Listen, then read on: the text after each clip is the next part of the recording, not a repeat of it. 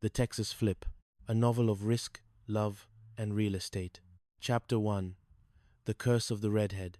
The Texas sun was an unapologetic weight, pressing down on the asphalt of the Houston suburbs until the air shimmered with the ghost of heat. Inside the Hart household, Reba Hart sat at the kitchen table. A stack of closing documents mocked her from under the fluorescent light. She was a woman built of grit and fire-red hair, but today the fire felt like it was smoldering under a pile of damp ashes. "I sold it," Reba announced to the empty room, her voice a mixture of triumph and poison. "That little starter home on Elm Street, the one I've been nursing like a sick kitten for 6 months. Gone." Cheyenne, her eldest daughter, wandered in, balancing a toddler on one hip and a look of vague concern on her face. "That's good, right, Mum? Isn't selling houses the whole point of your job?" Reba let out a dry, hacking laugh. "In theory, yes. In practice, I am apparently a charitable organization for people named David Davids." She explained the sting. David Davids, a man whose parents were clearly as uninspired as his business ethics, was another agent at her firm. He hadn't bought the house to live in. He hadn't bought it to help a family. He had bought it to flip it. Within 48 hours, he had listed it for $50,000 more than Reba had sold it for. 50 grand, Cheyenne, Reba whispered, the number tasting like copper in her mouth. "He made my annual salary in a weekend because he had the stones to buy low. I'm the flippy. I'm the one getting tossed around while everyone else lands on their feet." "Well," Cheyenne said, sliding into the chair opposite her mother, "why don't you just be the flipper? You know more about these houses than anyone." Reba looked at her daughter with the weary patience of a woman who had seen the bottom of a wine bottle and the bottom of a bank account. "Because, honey, the bank doesn't lend money to red-headed women with grit. They lend it to people with high credit scores. Mine took a nosedive during the divorce and never pulled out of the tailspin. Don't ever get divorced, Cheyenne. It ruins your soul and your interest rates." The conversation shifted, as it often did in the Hart house, toward the absurd. They discussed Van, Cheyenne's husband, a former high school football star whose professional career had ended with an injury and whose current career consisted mostly of being charming and occasionally profound in the most unexpected ways. "Van has a pre-approval letter," Cheyenne mentioned casually. Reba froze.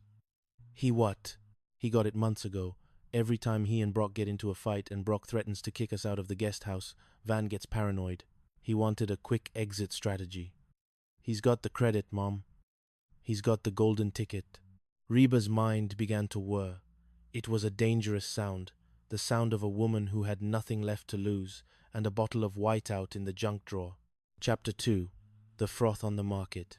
Van Montgomery was a man of simple pleasures. A good sandwich, a loud television, and the unwavering belief that he was the protagonist of a very interesting movie. When Reba approached him with the partnership, he didn't react with the excitement she expected. Instead, he leaned back in his recliner, looking like a retired philosopher king. "Pass," Van said. Reba blinked. "Pass?" "Van, I am offering you the chance of a lifetime. We use your credit, my brains, and we rake in the cash.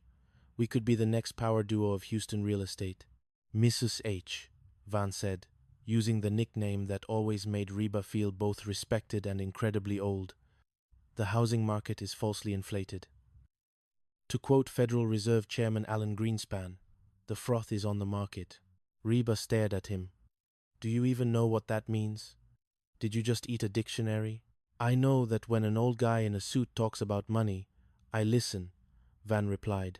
"Risk is for people who have something to gain. I have everything I need right here. Why would I gamble our future on a bubble that's about to burst?" But Reba knew Van. She knew he was a creature of ego.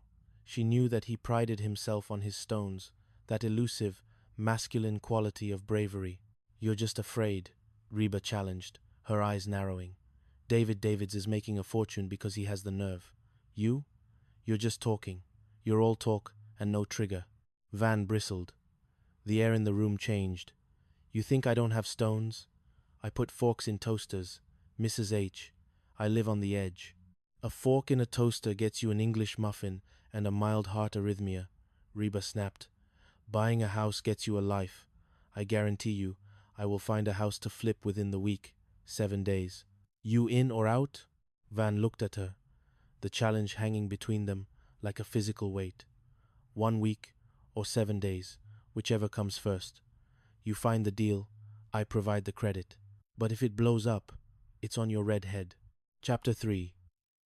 The Satellite Confessional. While Reba and Van were plotting their financial empire, Brock Hart was experiencing a different kind of crisis. Brock, a dentist with a penchant for midlife crisis purchases and a leopard print thong he thought was fun, was currently lost. He was driving his expensive SUV, his second wife Barbara Jean, in the passenger seat. They were supposed to be at the opera. They were currently in a cul-de-sac that looked suspiciously like the one they had left 20 minutes ago. We missed the first act, Brock, Barbara Jean sighed. She was a woman who lived for drama, ruffles, and the feeling of being cherished. If you had just asked for directions. I don't need directions. I'm a dentist. I navigate complex root canals every day, Brock shouted, his grip tightening on the steering wheel. And don't talk to me about the opera. No straight man wants to go to the opera. I bought those tickets as a sacrifice. A sacrifice? Barbara Jean's voice hit a high, tremulous note. I just wanted adult conversation, Brock. I spend all day with a 3-year-old. I need someone to talk to who doesn't use a diaper. In a fit of pique, Barbara Jean reached out and pressed the blue button on the rearview mirror, the Econostar assistance system. Don't touch that, Brock yelled. It costs $2 a minute plus tax. Hello? This is Hal from Econostar. How can I assist you today? A smooth, calm voice drifted through the car speakers. Barbara Jean's face lit up. Oh, hi Hal. I'm Barbara Jean. You sound very helpful. I try to be. Barbara Jean. Are you lost? In more ways than one. Hal. In more ways than one. Over the next week, as Reba scoured the city for a house, Barbara Jean found a new confidant. While Brock retreated into his silence and his dental journals, Barbara Jean sat in the parked car in the garage, talking to the satellite. She told Hal about her childhood in Friendly, Texas. She told him about her sister, but ugly, Lori Ann. She told him about the loneliness that gnawed at the edges of her bubbly personality. It was a romance of the digital age, a woman seeking a voice in the dark, and a man paid by the hour to listen. Chapter 4. The 7-Day Itch. Reba was exhausted. She had looked at 52 houses in 6 days. She had smelled mold that could melt paint. She had seen foundations that looked like a jigsaw puzzle after an earthquake. She had talked to neighbors who owned more shotguns than teeth. On the 7th day, she sat in the kitchen, defeated. I got nothing, Van, she admitted when he walked in, looking smug. Zilch, you were right. I'm cursed. I look at a house and I see the plumbing failing. I see the termites. I see the catastrophe. I don't have the stones.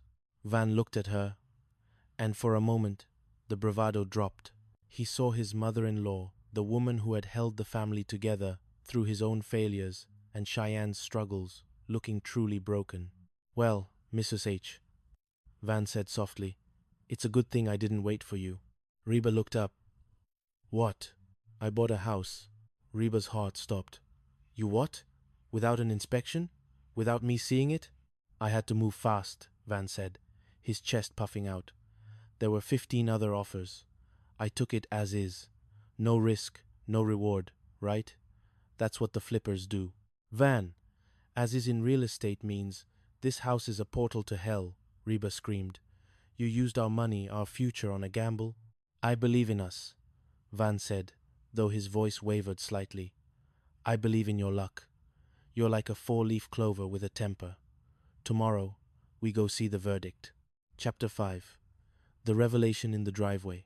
The house was a beige bungalow that looked like it was sighing under the weight of its own existence.